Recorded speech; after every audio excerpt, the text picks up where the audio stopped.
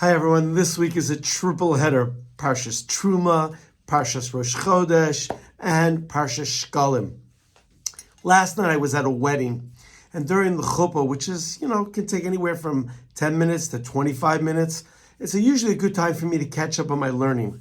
And I was going through the parsha, it struck me for the first time after learning parshas so many times, that when you look at the major kelim vessels of the Mishkan, of the tabernacle, the Aron, the ark, the shulchan, the table, the menorah, the candelabra, and even in 3 parshiot from now, in Parshas Tetzaveh, with the inner golden mizbeach, golden altar, you will find the word panim or lifnei.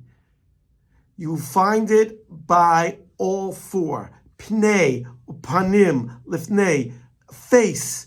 It should be facing. The cherubs on the ark should face each other. The bread on the shulchan, on the table, will be like a U-shape. They face each other. The lights, the flames of the menorah will face the center.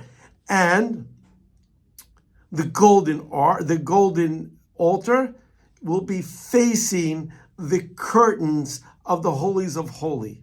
So I said to myself, what is this about in Parshat Terumah? About the faces, about facing something. So it could be, and what we know for sure is that each of these vessels, of these kelim, of these holy edifices, all had a unique function to bring us closer to God, to create some sort of encounter, because panim, facing each other, means about an encounter with God. The whole purpose of the Mizbeach was to have God as the center of our lives. The major purpose of the Mishkan was for God to be the center of the Jewish people's life. And therefore, each one of the kelim sort of represents a different path in which we can encounter God. But here's something we need to consider. In 2 weeks Parsha Kitisa, when the Jewish people do the Cheder Egel, God, Moshe Rabbeinu says, I want to see your face, God.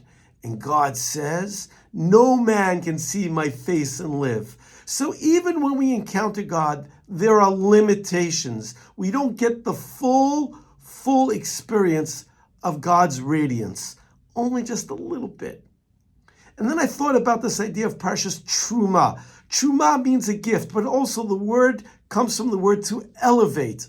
And it's true that how do we elevate with God? Terumah, when we gift, when we are in the motion, when we're in the process, when we are focused on giving gifts, either to charity, to those in need, we not only raise the material status of that item, but we raise ourselves closer to encountering God. Last night at the wedding, I met an old friend of mine who's been a very successful businessman, and he and his wife continuously are sending over duffel bags filled with gifts, and each gift is about $100, $125 for either chayalim who have had a child, or widows who have had children, or for their families. One is called the Birthday Project. One is called Hug, a widow of an IDF soldier. And he was just so animated. And he said to me, oh, you're going to Israel soon. Can I give you 2 duffel bags? And I said to him, how do you handle so many duffel bags? He takes 7 duffel bags. And he's got a whole system. But that's how we elevate ourselves to have a closer encounter with God. Parshas Terumah, Rosh Chodesh, Parshas Shekalim, tremendous opportunities for us to increase our encounter with God. So if you like what you hear, please pass it on. Shabbat Shalom.